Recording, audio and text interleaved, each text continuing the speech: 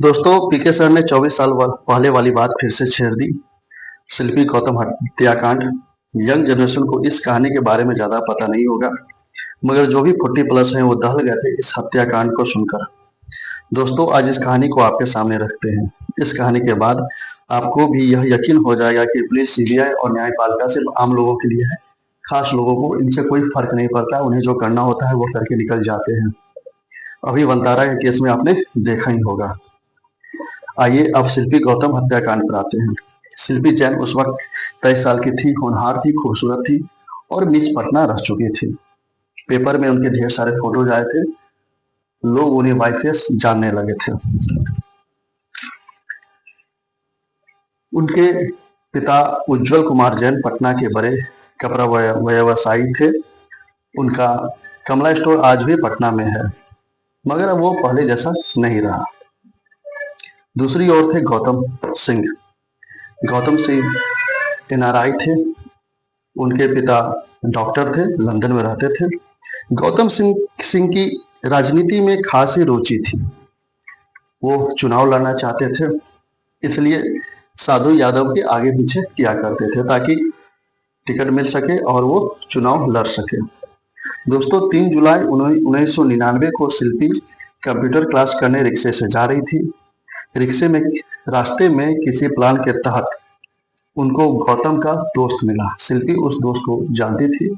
उसने बोला, जुलाई का महीना है, बाहर काफी गर्मी है, कार में एसी है, चलो तुमको कंप्यूटर क्लास छोड़ देते हैं। शिल्पी सीधी सादी थी, उस लड़के पे यकीन कर ली, कार में बैठ गई। थोड़ी देर तक तो वो कार कंप्यूटर क्लास की ओर गया, फिर वो दोस्त जो था वो कार को किसी और दिशा में मोड़ दिया। शिल्पी ने पूछा तो उसने बोला कि हम लोग वाल्मीकि गेस्ट हाउस जा रहे हैं, गौतम भी वही है, चलो उसने तुम्हें बुलाया है, उसे मिलो, फिर कंप्यूटर क्लास की ओर चले जाना उसके साथ। शिल्पी राजी हो गई। शिल्पी को ये नहीं पता था कि वाल्मीकि गेस्ट हाउस में क्या क्या होता है। दोस्तों, वाल्मीकि गेस्ट हाउस फुलवारी शरीफ में पड़ता है और उस वक्त वो थोड़ा सा बदनाम था कि वहां पे खास लोगों के लिए लड़कियां लाई जाती हैं और पता नहीं क्या क्या, ये सब बात वो नहीं जानती थी। दोस्तों, 1999 में बिहार में मोबाइल आ चुका था। किसी ने गौतम को मोबाइल पे यह सूचना दी कि शिल्पी को वाल्मीकि गेस्ट हाउस की तरफ ले जाया जा रहा है।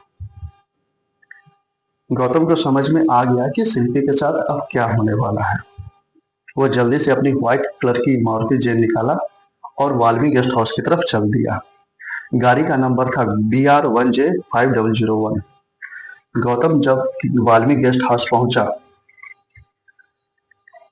तब शिल्पी के साथ जबरदस्ती की जा रही थी। गौतम ने उसे बचाने की कोशिश की, मगर इतने सारे लोगों के सामने वो टिक नहीं सका। जिन लोगों पर उसने भरोसा किया, उन्हीं लोगों ने उनके साथ धोखा किया। जब शिल्पी देर रात तक घर नहीं पहुंची, तब उसके पिता ने थाने पर एफआईआर करवाई, मगर पुलिस जांच शुरू होने से पहले ही रात में पुलिस को सूचना मिली कि गांधी मैदान के फ्रेजर रोड में एमएलए फ्लैट के 12 नंबर बंगला के गैराज में 2 लाशें हैं। ये खबर पुलिस को किसने दिया, कहां से मिला, ये आज भी राज ही है। दोस्तों, ये 12 नंबर बंगला साधु यादव का था। लालू यादव उस वक्त जेल में थे और राबड़ी देवी मुख्यमंत्री थी। आप समझ सकते हैं साधु यादव का क्या रुतबा रहा होगा उस वक्त। ये लाशें उसी सफेद मारुति जेन में थी जिसे गौतम लेकर वाल्मीकि गया था। पुलिस के पहुंचने से पहले ही साधु यादव अपने समर्थकों के साथ वहां पहुंच गए थे। हंगामा मचा और सबूतों के साथ छेड़छाड़ की। पुलिस भी सबूत मिटाने और छेड़छाड़ करने में पीछे नहीं थी। कार को टो करने के बदले पुलिस का एक सिपाही उसे ड्राइव करके ले गया थाना, ताकि जो भी फिंगरप्रिंट्स है वो मिट जाए और बिना पोस्टमार्टम रिपोर्ट आए ही, बिना कोई फॉरेंसिक जांच के ही पुलिस ने इसे आत्महत्या करार दे दिया।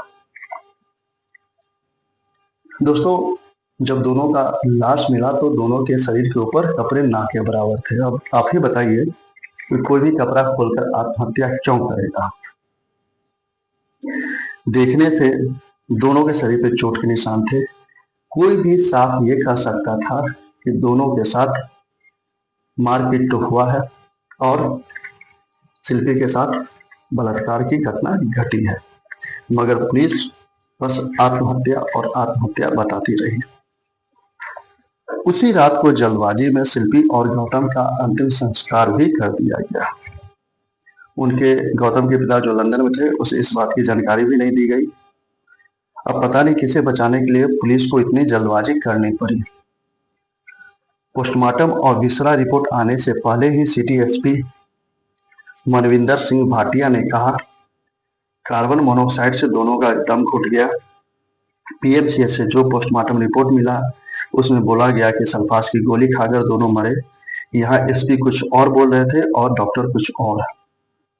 विपक्ष के दबाव के कारण कुछ सैंपल्स को हैदराबाद भेजा गया। वहां बताया गया कि शिल्पी के इनरवियर्स पर एक से ज्यादा लोगों के स्पर्श मिले हैं। विपक्ष रोड पर उतर गया। तब केस सितंबर 1999 को सीबीआई को ट्रांसफर करना पड़ा। साधु यादव से डीएनए सैंपल मांगा गया ताकि स्पर्म से उसका मिलान किया जा सके, मगर उन्होंने ब्लड सैंपल नहीं दिया। सीबीआई दबाव बनाती रही, मगर उन्होंने ब्लड सैंपल नहीं दिया। दोस्तों, 2004 में मनमोहन सिंह की सरकार आ गई। लालू यादव उस सरकार में सहयोगी थे। सीबीआई साधु यादव से ब्लड सैंपल नहीं ले सकी।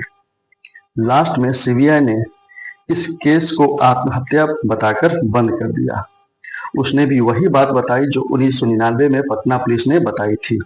दोस्तों, कारण जो भी हो, हत्या हो या आत्महत्या हो, मगर पुलिस की कार्रवाई पूरी तरह से असंतोषजनक थी। 2006 में शिल्पी जैन के भाई प्रशांत जैन ने केस को फिर से खुलवाने की कोशिश की, मगर उनका अपहरण हो गया। अब दोस्तों, आप ही बताइए क्या कहा जाए, हमारा बिहार उस वक्त कैसा था? प्लीज कमेंट में जरूर बताएं।